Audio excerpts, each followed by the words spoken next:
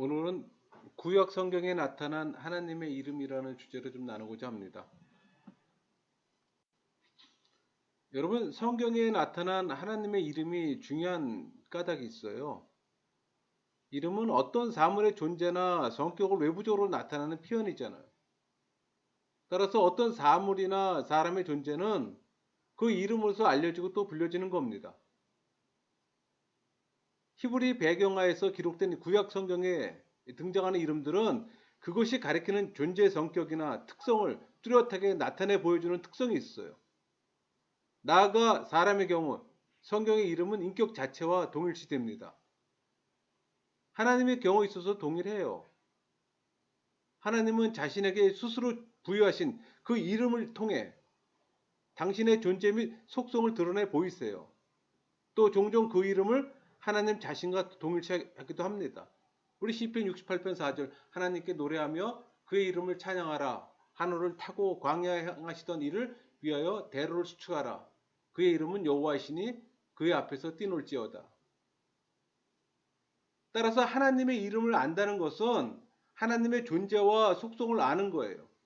또 하나님의 이름을 부르는 것은 하나님과 인격적 교류를 나눈 것이기 때문에 하나님의 자녀로서 하나님의 이름은 중요한 겁니다. 하나님 이름에 대한 우리의 태도는 신중해야 합니다. 성경에 나타난 이 하나님의 이름은 우리들에게 하나님의 존재와 속성을 함축적으로 나타내요. 우리는 또 하나님의 이름을 극히 중요하게 여기고 또 경외하며 또 신중하게 대해야 합니다. 성경은 출애굽기 20장 7절 너는 네 하나님 여호와 이름을 망령되게 부르지 말라. 여호와는 그의 이름을 망령되게 부르는 자를 지었다 하지 아니하리라. 아주 엄정히 경고합니다. 또 주의 이름을 사랑하는 것이 주를 사랑하는 것이라고 또 생각했고 또 주의 이름으로 또 죄사함을 간구하라고 교훈했어요. 그게 우리 이사야 56장 6절 또 여호와 연합하여 그를 섬기며 여호와 이름을 사랑하며 또 시편 25편 11절 여호와여 나의 죄악이 크오니 주의 이름으로 말미암아 사하소서. 시편 기자의 고백은 우리 모두의 고백이 되어야 합니다. 우리 시편 8편 1절 9절 여호와 우리 주여 주의 이름이 온 땅에 어찌 그리 아름다운지요. 주의 영광이 하늘을 덮었나이다. 또 반복해서 여호와 우리 주여 주의 이름이 온 땅에 어찌 그리 아름다운지요. 우리가 하나님의 이름을 기뻐하며 또 그 이름 앞에 감사해야 할 이유가 있어요. 하나님의 이름은 사람이 만든 것이 아니라 하나님께서 스스로 부여하신 것으로 그 신적 기원을 지니고 있어요. 그런데 하나님께서 스스로 이름을 인간에게 가르쳐 주심은 순전히 우리 인생들을 위해 자기를 낮추신 사건입니다. 다시 말해 하나님은 인생들과 교제하시기를 원하사 스스로 이름을 가지시고 그 이름으로서 우리에게 접근하신 겁니다. 우리 출애굽기 3장 14절 15절 하나님이 모세에게 이르시되 나는 스스로 있는 자니라. 또 이르시되 너는 이스라엘 자손에게 이같이 이르기를 스스로 있는 자가 나를 너희에게 보내셨다 하라. 하나님이 또 모세에게 이르시되 너는 이스라엘 자손에게 이같이 이르기를 너희 조상의 하나님 곧 여호와 곧 아브라함의 하나님 이삭의 하나님 야곱의 하나님께서 나를 너희에게 보내셨다 하라. 이는 나의 영원한 이름이요 대대로 기억할 나의 칭혼이라. 하나님의 이름 자체가 우리 인생들을 향한 하나님의 무한한 사랑과 또 은총의 표현이에요. 여러분 한번 생각해 보세요. 하나님께서 스스로 그 이름을 알려주시 않으셨다면 어찌 피조물들이 창조주의 무한한 이 거룩한 이름을 알 수가 있겠습니까? 우리는 이 하나님의 이름 앞에 감사하고 또 그 이름을 송축하며 그 이름을 영광되게 해야 합니다. 이것이 바로 성도는 물론이요 모든 인생들의 마땅한 본분이에요. 구약 히브리 성경에 나타난 이 하나님의 이름 중에 단순 용어로 세 가지가 있어요. 여호와, 엘 또는 엘로임, 아도나이. 구약 성경 가운데 하나님께만 사용된 유일한 이름은 여호와입니다. 이 여호와란 이름은 그 존재하다라는 뜻의 그 히브리어 하야에서 그 유래된 말이에요. 그러니까 스스로 존재하는 자, I am that I am.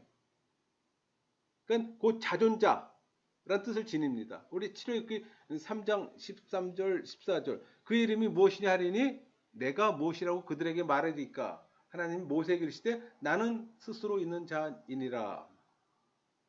이처럼 스스로 존재하는 자여 오직 여호와 하나님 한 분뿐이시며 이 이름은 하나님에게만 사용될 수 있어요. 그러니까 스스로 존재하는 유일한 분이신 이 하나님을 섬긴다는 측면에서 기독교는 다른 종교와 완전히 구별되는 참 종교입니다. 그러니까 우리는 하나님을 모시는 자로 이 부름받은 은혜에 대해 감사하며 또 하나님의 이름을 영화롭게 하는 데 힘써야 하는 겁니다. 그렇다면 이 여호와라는 이름이 특히 중요하게 사용되는 경우는 언제일까요? 택한 백성과 언약을 맺을 때 이 언약의 당사자이신 하나님을 나타내는 데 있어 자주 사용되는 하나님의 이름입니다. 그 까닭은 그 이름이 영원토록 변치 않으시는 하나님의 이 불변성을 강조하는 이름이기 때문에 그래요. 우리 말라기 3장 6절 나 여호와는 변하지 아니하나니 그러므로 야곱의 자손들아 너희가 소멸되지 아니하느니라. 따라서 오늘날에도 이 이름은 영원 불변하시는 하나님의 은혜로운 구속 약속을 믿게 하는 근거가 됩니다. 그러므로 신앙인들은 이 여호와라는 이름으로 인해 즐거워하고 기뻐하며 또 소망을 가져야 합니다. 그것은 그 이름 속에서 성도는 변치 않는 하나님의 구속의 은총을 확신할 수 있고 또 보장받을 수 있기 때문에 하박국서 3장 17절 18절 비록 무화과나무가 무성하지 못하며 포도나무에 열매가 없으며 감람나무에 소출이 없으며 밭에 먹을 것이 없으며 우리의 양이 없으며 외양간에 소가 없을지라도 나는 여호와로 말미암아 즐거워하며 나의 구원의 하나님으로 말미암아 기뻐하리로다. 여러분 여호와라는 이름 속에 담긴 이 의미를 하나님의 속성과 비교해서 설명하면 네 가지예요. 자존성.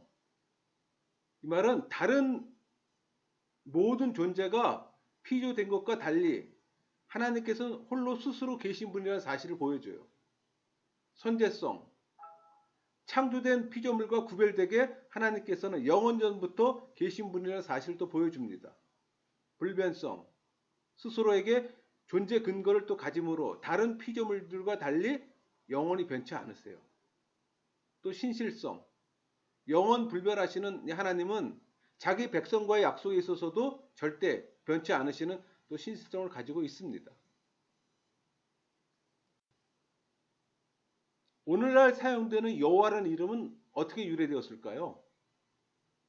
여러분 히브리 성경에서 여호와를 나타내는 단어는 모음 없이 4개의 자음으로 되어 있어요.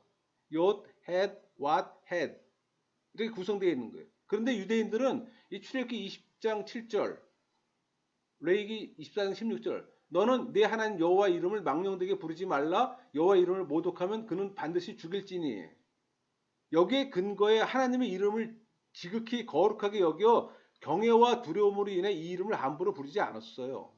즉 유대 서기관들은 성경 본문을 읽어가다가 이 이름을 접하게 되면은 그냥 아도나이, 그냥 주님이라고 발음했어요. 따라서 이 단어의 정확한 발음은 점차 잊혀져 알 수 없게 된 겁니다. 후대 유대인들이 이 자음에 아도나이의 모음을 합쳐서 여호와, 야훼라고 부르게 된 거예요. 또 그 이름이 오늘날 널리 또 사용되게 이른 거고. 따라서 이 여호와라는 이름은 하나님에 대한 거룩한 이 경외심이 담겨 있다고 할 수 있는 겁니다. 사실 한번 생각해 보세요. 피조물이요 죄인된 인간이 창조주 하나님이 거룩한 이름을 함부로 부를 수 없잖아요. 이 여호와라는 이름을 통해 하나님의 거룩함을 다시 한번 생각하며 우리도 하나님의 자녀로서 또 거룩함을 지녀야 합니다. 구약에서 하나님을 가리키는 가장 단순한 용어는 엘입니다. 엘. 엘은 강하다, 능력 있다라는 뜻의 그 히브리어 울에서 그 유래된 말로 보통 추측들 합니다. 따라서 엘은 강한 자라는 의미로 하나님의 크신 권능과 위엄, 권위를 나타내는 이름이에요. 그 이름이 보여주는 대로 하나님은 우주 만물을 창조하신 절대 능력과 권능을 지닌 만유의 대주제십니다. 그러니까 천상천하 그 어떤 존재도 하나님의 권능에 감히 비길 수가 없는 거예요. 이 같은 무한한 권능과 능력이 오직 하나님의 있기에 우리는 시편 기자의 고백에 따라 시편 18편 2절 여호와는 나의 반석이시요 나의 요새시요 나의 건지시는 이시요 나의 하나님이시요 내가 그 안에 피할 나의 바위시요 나의 방패시요 나의 구원의 뿌리시요 나의 산성이시로다. 이렇게 확신 있게 노래할 수가 있는 겁니다. 여러분 구약에서 하나님의 이름 가운데 가장 보편적으로 사용되는 용어가 있어요. 엘로힘인데 엘로힘. 이 말은 구약에서 하나님을 가리키는 말로 2570회나 사용됐어요. 이 엘로힘은 두려워하다, 경외하다, 뭐 강하다 뜻을 지닌 앞서 말한 엘의 복수형으로 추정됩니다. 이 엘로힘은 뭐 두려워할 경외자, 강한 전능자 그런 의미를 지닌 이름이에요. 그러니까 성경에서 이 이름은 우주 만물을 창조하시고 통치하시는 하나님의 주권을 강조할 때 주로 사용되었습니다. 그러니까 만물과 인생을 향한 하나님의 주권은 우리 토기장의 비유를 통해서 교훈되었듯이 절대적이에요. 우리 토기장의 비유가 이사야 29장 16절 너희의 패역함이 심하도다 토기장이를 어찌 징을같이 여기겠느냐 지음을 받은 물건이 어찌 자기를 지은 이에게 대하여 이르기를 그가 나를 짓지 아니하였다 하겠으며 믿음을 받은 물건이 자기를 빚은 이에게 대하여 이르기를 그가 총명이 없다 하겠느냐. 또 45장 9절 10절 질그릇 조각 중 한 조각 같은 자가 자기를 지으신 이와 더불어 다툴진대 화 있을진저 진흙이 토기장에게 너는 무엇을 만드느냐 또는 내가 만든 것이 그는 손이 없다 말할 수 있겠느냐. 아버지에게는 무엇을 낳았소 하고 묻고 어머니에게는 무엇을 낳으려고 해산의 수고를 하였소라고 하고 묻는 자는 화 있을진저. 이렇게 교훈되었듯이 절대적입니다.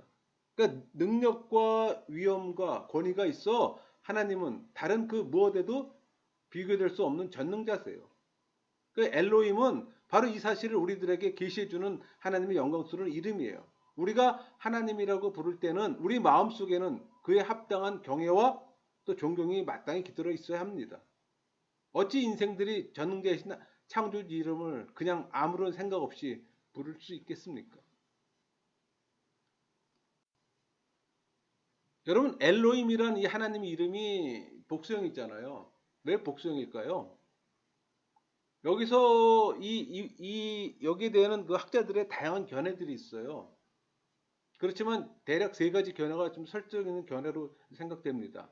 그 하나가 그 히브리 문학의 수학적 그 표현 방식으로 어떤 존재의 장엄성과 위험성을 특별히 강조할 때 사용하는 이 장엄 복수라는 겁니다. 다시 말하면 엘로힘은 하나님의 장엄함을 강조하는 표현이에요. 또 하나는 하나님의 권능의 그 완전하심과 그 충만하심을 강조하는 표현이에요. 그러니까 창조주 하나님은 모든 권능과 능력과 위엄을 모두 완전하고 충만하게 소유하고 있다는 것을 나타내기 위해 복수 형태를 사용했다는 겁니다. 또 하나는 삼일체로 존재하시는 하나님의 존재 양식을 시사해주는 표현이에요. 다시 말해 본질상 일체시나 존재 양식상 삼위로 계시는 삼위일체 하나님을 시사하기 위해 그처럼 복수형을 사용했다는 겁니다.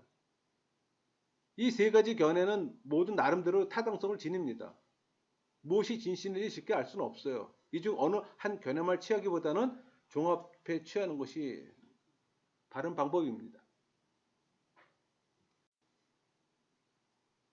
이 하나님의 이름인 엘로힘을 통해 우리가 깨달을 게 있어요. 뭐냐면 이 엘로힘이란 이름을 통해 우리는 존경의 마음으로 두려워야 할 경외의 대상이 누구인지를 깨달을 수가 있습니다. 그 이름은 능력과 위엄이 충만하신 만물의 창조주요 통치자를 가리키는 이름이기 때문에 여러분 성경에 기록된 삼일체 하나님께서 우리의 창조주요 또 통치의 힘을 믿고 그 이름을 입술로 분명히 시인해야 합니다. 나아가 오직 그 이름 앞에 이 경외와 찬양과 또 영광을 돌려야 하는 거고 우리 시편 66편 4절 온 땅이 주께 경배하고 주를 노래하며 주의 이름을 노래하리이다 할지어다 셀라. 여러분 엘로힘은 하나님 이름으로만 사용되었을까요? 그렇지는 않아요. 때로는 이방신들, 재판관들 가르칠 때도 사용됐습니다. 우리 그 창세기 35장 2절 너희 중에 있는 이방 신상들을 버리고 자신을 정결하게 하고 너희들의 의복을 바꿔 입으라. 여기서 이방 신을 나타낼 때도 엘로힘을 사용했어요.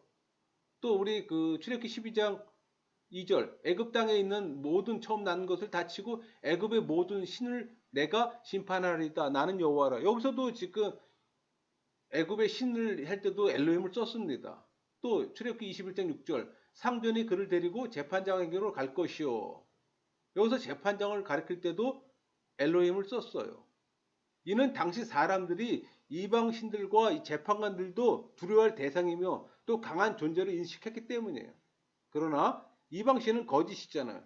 재판관 역시 약한 인간일 따름입니다. 그러니까 진정 위험이 있으시고 우리가 경외할 대상은 오직 하나님 한 분뿐이시죠. 그러니까 우리는 바로 이 한 분이신 엘로힘 하나님만을 예배해야 합니다. 그 출애굽기 20장 4절에서 6절까지 말씀. 너를 위하여 새긴 우상을 만들지 말고 또 위로 하늘에 있는 것이나 아래로 땅에 있는 것이나 땅 아래 물속에 있는 것에 어떤 형상도 만들지 말며 그것들에게 절하지 말며 그것들을 섬기지 말라. 나 네 하나님 여호와는 질투하는 하나님인 즉 나를 미워하는 자의 죄를 갚되 아버지로부터 아들에게로 3, 4대까지 이르게 하거니와 나를 사랑하고 내 계명을 지키는 자에게는 천대까지 은혜를 베푸느니라.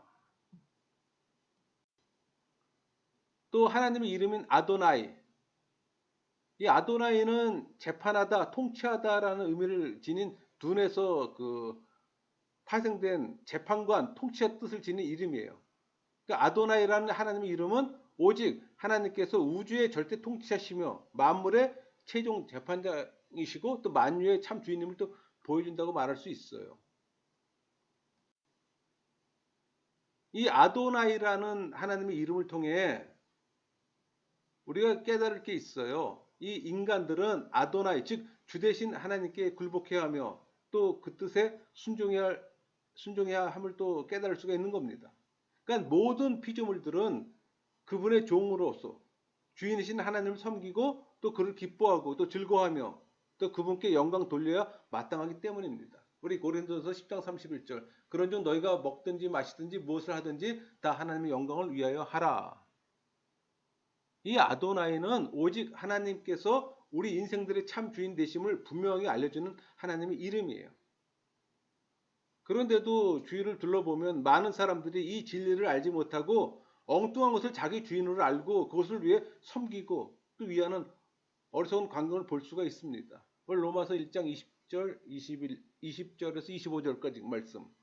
창세로부터 그의 보이지 않은 것들 곧 그의 영원하신 능력과 신성이 그가 만드신 만물에 분명히 보여 알려졌나니 그러므로 그들이 핑계하지 못할지니라. 하나님을 알되 하나님을 영화롭게도 아니하며 감사하지도 아니하고 오히려 그 생각이 허망하여지며 미련한 마음이 어두워졌나니 스스로 지혜 있다 하나 어리석게 되어 썩어지지 아니하는 하나님의 영광을 썩어질 사람과 새와 짐승과 기어다니는 동물 모양의 우상으로 바꾸었느니라. 그러므로 하나님께서 그들을 마음의 정욕대로 더러움에 내버려 두사 그들의 몸을 서로 욕되게 하게 하셨으니 이는 그들이 하나님의 진리를 거짓 것으로 바꾸어 피조물을 조물주보다 더 경배하고 섬김이라 주는 곧 영원히 찬송할 이시로다. 아멘.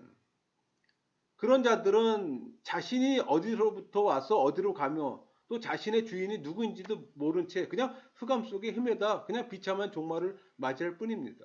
그러나 신앙인들은 주인이 누구인지 분명히 알아요. 어디로부터 와서 누구의 통치를 받다가 어디로 가는지 분명히 압니다. 그것은 하나님께서 아도나이라는 이름을 통해 당신의 신분을 우리에게 알려주셨기 때문이에요. 신앙인들은 아도나이 하나님만을 나의 주인으로 삼고 오직 그분의 뜻을 쫓아 살아가는 그런 신실한 종이에요. 그러면 이 아도나이는 하나님만을 가리키는 이름일까요? 그렇진 않아요. 히브리 성경에서 이 아도나이는 하나님 이름 외에도 다양하게 사용되었어요. 이 단어는 뭐 주인, 내 주여, 제사장, 천사 그렇게 가르칠 때 사용됐습니다. 우리 여기 지금 창세기 18장 12절 사라가 속으로 웃고 이르되 내가 노새하였고 내 주인 여기서도 아도나이 그 의미를 갖고 있어요. 창세기 40장 10절 그들이 그에게 이르되 내 주여 아니이다. 또 사무엘상 1장 15절 한나가 대답하여 이르되 내 주여 그렇지 아니하니이다. 창세기 19장 2절 이르되 내 주여 돌이켜 종의 집으로 들어와 발을 씻고 주무시고 이렇게 다양하게 사용됐습니다. 이런 용례의 공통점은 모두 신분이 높으며 다른 사람들에게 큰 영향력을 끼칠 수 있는 사람들에게 적용되었다는 겁니다. 그게 공통점이에요. 그럼에도 불구하고 하나님 외의 모든 존재는 사람들의 예배를 받거나 그 운명을 완전히 좌우할 수는 없어요. 그런 의미에서 예배에 참다운 대상이 되는 유일한 주는 우리의 참 아도나이 대신 여호와 하나님 한 분뿐입니다. 하나님의 이름이 그리스도에게도 적용될 수 있을까요? 당연하죠. 성자 그리스도 제2 하나님이심으로 하나님의 이름이 그리스도를 가리키는 이름으로도 사용될 수 있어요. 우리 시편 110편 1절 여호와께서 내 주에게 말씀하시기를 여기에서 주 아도나이는 명백히 성부 하나님과 동등한 영적 권위를 지니신 성자 그리스도를 가리키는 말이에요. 뿐만 아니라 이 히브리어 아도나이에 대응하는 헬라어 키리오스 너무 자주 그리스도를 지칭하는 데 사용됐습니다. 그게 마태복음 8장 2절 한 나병 환자가 나와 절하며 이르되 주여 원하시면 저를 깨끗하게 하실 수 있나이다. 사도행전 18장 25절 그가 일찍이 주의 도를 배워 열심으로 예수에 관한 것을 자세히 말하며 가르치나. 또 고린도서 6장 14절 하나님이 주를 다시 살리셨고 또한 그의 권능으로 우리를 다시 살리시니이다. 다양한 형태로 사용됐습니다. 또 히브리어 여호와가 구약의 헬라어 번역본인 septuagin트죠 70인역 거기서는 모두 주 또 키리오스로 번역됐어요. 그러니까 신약에서 이 키리오스는 다시 그리스도를 나타내는 말로 사용되었다는 점은 여호와라는 이름 역시 그리스도와 관련 가진 이름임을 암시해요. 우리 말라기야 4장 5절 보라 여호와의 크고 두려운 날 여기서 이 표현은 성경이 여호와와 그리스도를 동일하게 본다는 증거가 됩니다. 그러니까 그리스도의 강림하는 날을 여호와의 크고 두려운 날로 지금 표현하는 거예요. 따라서 신앙인은 성부 하나님께 돌리는 존귀와 영광을 성자 그리스도에게도 동일하게 돌리는 자가 되어야 되는 겁니다. 여러분 성경 가운데 하나님의 이름이 반영된 이름들이 많이 나와요. 그러니까 성경에는 하나님의 이름이 반영된 인명, 지명 아주 다양하게 나옵니다. 이는 대개 엘로힘의 단축형 엘과 또 여호와의 단축형인 야가 그러니까 엘이나 야는 전부 다 엘로힘과 여호와를 생각하면 되는 거예요. 이름 가운데 포함된 형태들도 나타납니다. 그러니까 엘이 포함된 이 대표적인 이름으로 어떤 것이 있을까 볼까요? 하나님의 집을 의미하는 베델, 그 다음에 하나님은 심판주이시다를 나타난 다니엘, 또 하나님이 우리와 함께 계신다고 의미하는 임마누엘, 또 하나님이 강하게 하신다는 의미를 가진 에스겔, 그 외에도 성경에 등장하는 많은 엘로 시작하거나 엘로 끝나는 이름들은 대개 엘로힘, 하나님에 대한 신앙 고백이 포함된 경건한 이름들이에요. 또 야가 포함된 대표적인 이름들도 있어요. 그 여호와의 단축형인 야가 이름 가운데 포함된 형태를 말하는 겁니다. 그러니까 여호와의 이름을 의미하는 이사야, 또 여호와께서 임명하시다를 의미하는 에레미야, 또 여호와의 힘을 의미하는 우시야, 또 여호와께서 기억하시다를 의미하는 스가랴. 그 외에도 성경 가운데는 이 야로 끝나는 많은 이름들이 있는데 이는 여호와 하나님에 대한 신앙 고백이 포함된 또 경건한 이름들입니다. 참고로 구약의 여호와의 여러 이름들은 유튜브 동영상 제 동영상 여호와의 이름을 참고하시면 도움이 될 겁니다. 말씀을 마치겠습니다.